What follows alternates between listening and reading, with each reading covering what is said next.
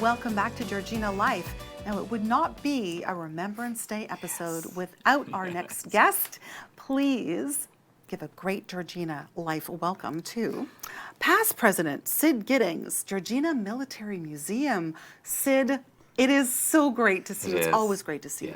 Thank you for having us. Good to have you in the studio. Absolutely. It is. It's great. What are we talking about today? Today, we're going to talk about 438 Squadron. Two squadrons, 438 and 439, Canadian squadrons. Okay. Any squadron beginning with the number 4 was a Canadian squadron during the war. Oh, good to know. 438, 439 were Typhoon squadrons. The Typhoon plane was developed as a high-speed fighter. It was deemed not very good. Really? But it made a great ground attack aircraft. The 438 were a dive bomber, 439 were rocket firing. I need to close my mouth here. I'm just fascinated. Anyways, we start off with a gentleman called Ted B-Side. Okay. Ted B-Side joined the Air Force early in the war. Okay. He was stationed around near Hamilton area, Stony Creek, and was in engine mechanic school.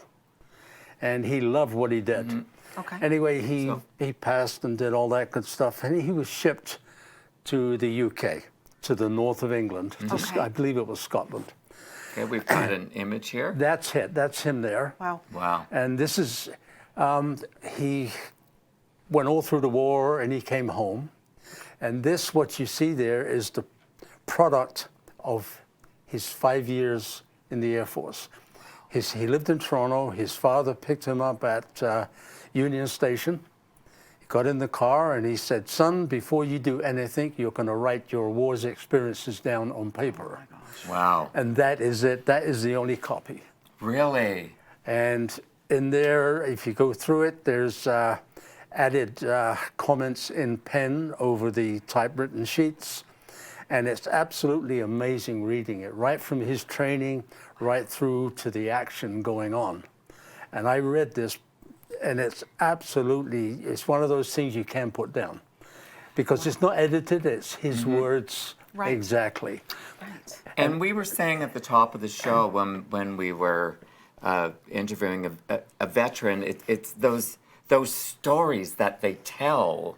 They're their stories. Their stories, and this is word for word captured, and that's what his father said.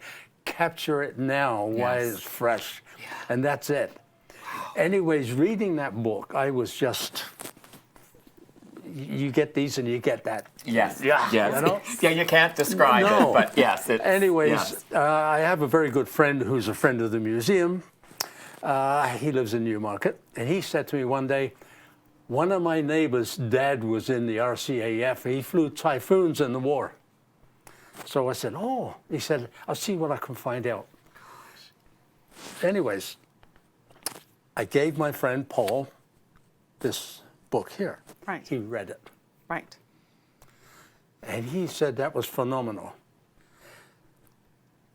That book leads in to a pilot, which we will talk about. Yes. Oh my goodness. Now, in this book here, they were stationed on the south coast of England, and they were flying dive bombing raids. And this plane would carry 2 1,000-pound bombs under the wings, or 4 500-pound bombs to each side, which is phenomenal for a single-engine plane. And the other one was rocket firing, which attacked tanks and such like. This guy, they would skip bombs into railroad tunnels and bridges. Oh my gosh. You know what, Sid? Hold that thought. Yes, because we're coming back. We're going to be coming back, and we're going to be speaking to you about that and a whole lot more. Wonderful. Because I know you've got lots more to share, for sure. That's for sure. So listen, Georgina, don't go away. Lots more with Sid Giddings coming right up after the break.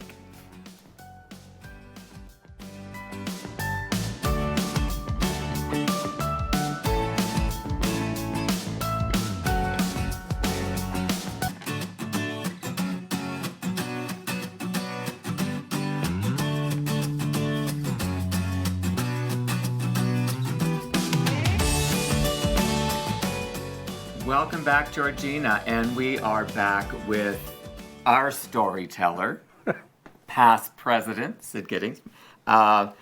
We've got some stats here. You said before we came back on camera we didn't want to not share these stats. So, sir, I'm going to hand them to you. Okay. I think these are important that we say now. Yes. In case you cut me off. Yes. Dive bombing squadrons, the loss rate on crew was high because all these were low-level attacks. Okay. And so they very rarely came back out of an incident. Aircraft lost on 438 squadron was 28. Pilots lost 31. Killed in action 17. Prisoners of war 6. Missing 5. 3 returned via the, help to the squadron. That was just 438, not 39. So it was a tough job. Anyways, that war memory book I gave to a friend of mine to read. Yes, we're making that He connection. had the neighbor whose father was a pilot. His name was Albert Harvey Vickers. And he was a Typhoon pilot on 438, which was a dive bomber, dropping the bombs on bridges and into bridges. They were into tunnels. They would skip the bombs. Wow. And this is a copy of his logbook. Okay. Oh, That's his whole flight logbook. Okay. wow. Super. Now, That's Paul read fabulous. this, and Paul read that, Right. and they cross. He knew this guy knew Oh my him. gosh.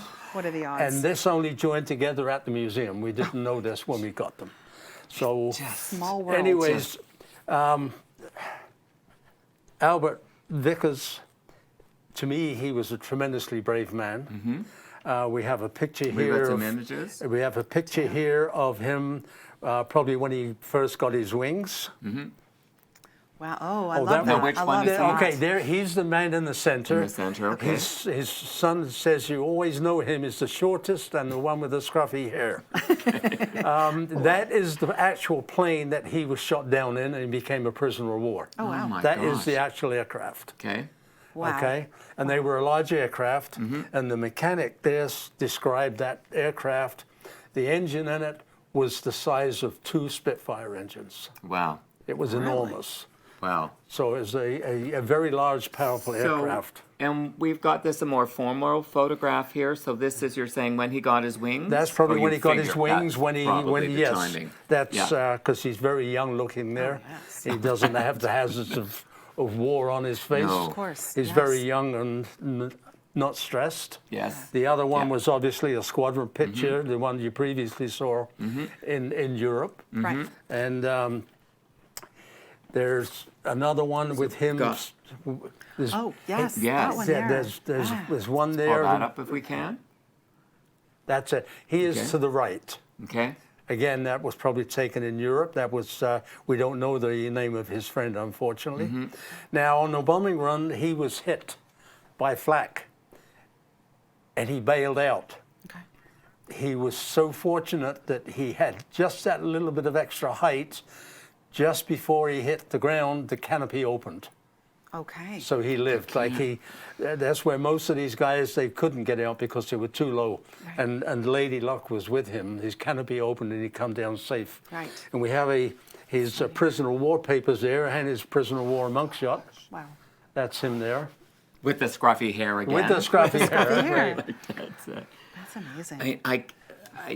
Yeah, I mean, I still sort of shake my head, and I can't even begin to imagine what was going through Yeah. his head, waiting No. for that to open. Yeah. Now we've got a picture of the squadron here. Right. Right.